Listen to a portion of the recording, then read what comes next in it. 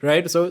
And we did this exercise in one of the other groups that I'm part of. It's like, well, what's your belief around money? You know, what did your parents teach you about money? What do you believe about money? Sure. And I was like, oh man, this is so fascinating. I need to take this to some of my friends. But when I asked that question, I was like, geez, dude, like, what are you even talking about? Man? Yeah. Right. Yeah. So how do we get that concept of like, dude, don't just look at money. Don't bury your gifts and go chase money. Because when you're 60, when you're 65, and you look back, you're like, man, I did all this chasing, but like my heart, man, you know, talking now that leading to suicide, right? Right, 100%. Right? Because my heart's been in the wrong place, and now I feel so empty because I've been chasing this buck this whole time. But like, man, when I look back there, it's like, shit, I didn't even impact anyone in my life, man. It's always been about me. You said it right there. You can't leave a legacy if you're chasing money.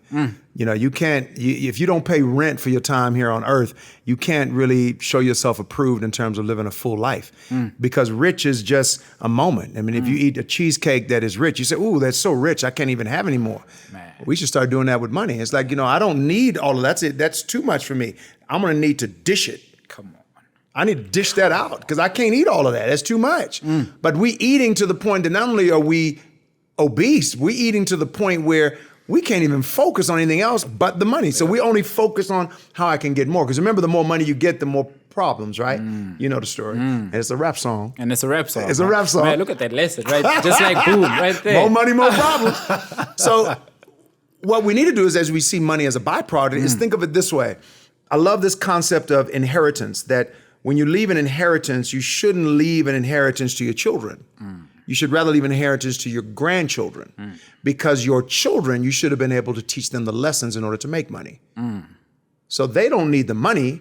They've already got the lessons and the learnings and the knowledge to make money, but help the grandchildren. Think of it in terms of the fisherman. Yes, sir. Right? So if I give you a fish, you eat for a day. That's wonderful. If I give you R1,000,000, that's fantastic. But you can blow R1,000,000 at the dealership right now, easily.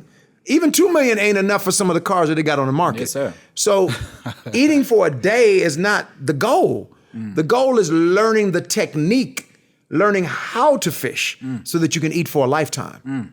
And that's what we should be about. We should be about serving mankind, serving humankind, so that communities can eat for a lifetime, can then share that. Yeah. We are blessed to be a blessing. We're not blessed to bless ourselves. We're blessed to bless others.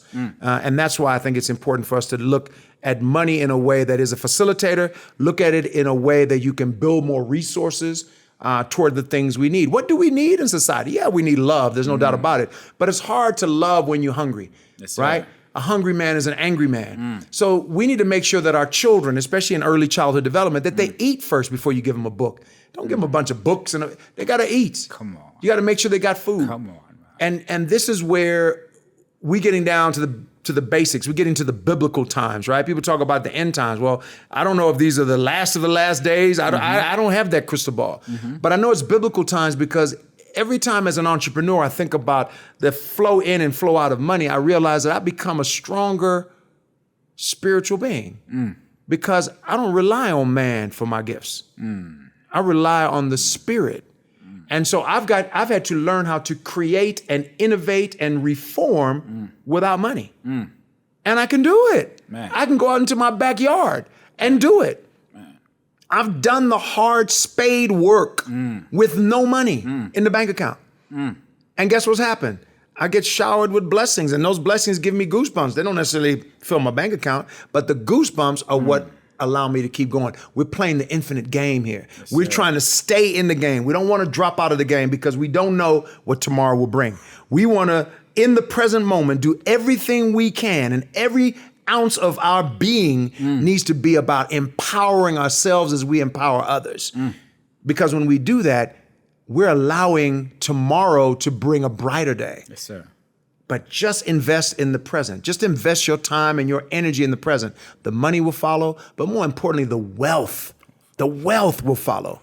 And in wealth, we get wisdom, we get prosperity, we get love, we get affection, we get the joy that we had within now is out there because people say, man, you're just always so full of energy. Energy is spirit. I'm a spirit being. I'm living in abundance. I claim it even before I sit down here. Yeah, man. Blessed and highly favored. Come on.